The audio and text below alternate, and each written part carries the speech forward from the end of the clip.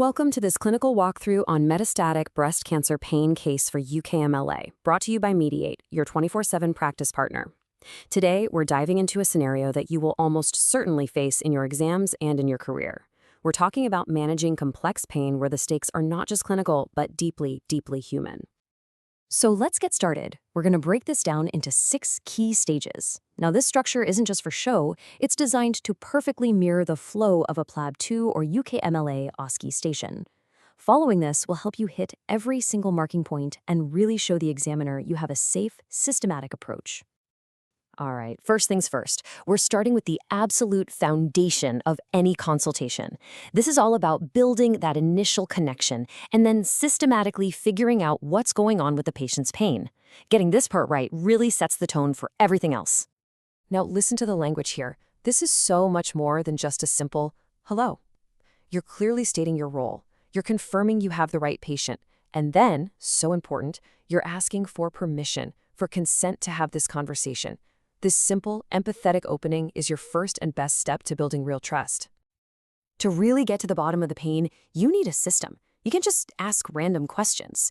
A framework like Socrates makes sure you don't miss anything. For this particular patient, the absolute key takeaway here is the severity. She rates her pain a 9 out of 10. Let that sink in. This is severe, uncontrolled pain, and that number alone tells you that a major intervention is needed stat.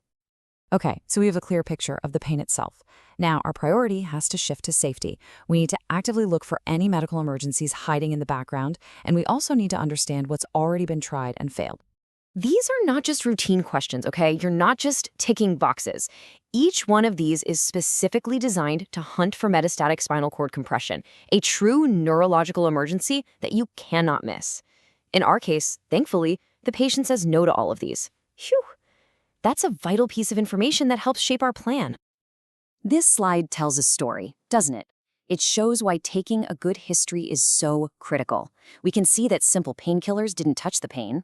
Radiotherapy didn't help either. And here's the kicker. She's had a bad experience with strong opioids before because of terrible constipation. This is a huge clue that's going to directly influence how we manage her this time around. All right, now we pivot. We're moving from the purely clinical side of things to the deeply personal. Using the ICE framework, ideas, concerns, and expectations is absolutely non-negotiable for a patient-centered consultation. This is where you uncover what really matters to the patient, beyond just their symptoms. You know, this is such a powerful, open-ended question. It lets you see what the patient's understanding of her illness is. Does she get that the pain is because the cancer is spread? Her answer here helps you figure out how to frame your explanations later. And here it is. This is the heart of the entire consultation. This isn't just a small worry. This is her #1 goal. From this point forward, every single thing you do, every decision you make has to be aimed at getting her to that wedding. This is your new North Star for this patient. And this question just ties it all together. By asking what she was hoping for, you make sure that your plan aligns with her goals. It changes the entire dynamic from you telling her what to do to you both working together as a team. It's a partnership. Okay, so we're armed with all this amazing information. Now we can finally put together a solid management plan. And notice, we're not just treating pain. We are creating a plan to get this woman to her grandchild's wedding. With a pain score of 9 out of 10, and knowing that weaker painkillers have already failed, the clinical path is crystal clear. We have to escalate to step 3 of the WHO pain ladder. And that means it's time to introduce a strong opioid. Now, how we start the morphine is absolutely crucial. And we're going to follow the principle of start low and go slow.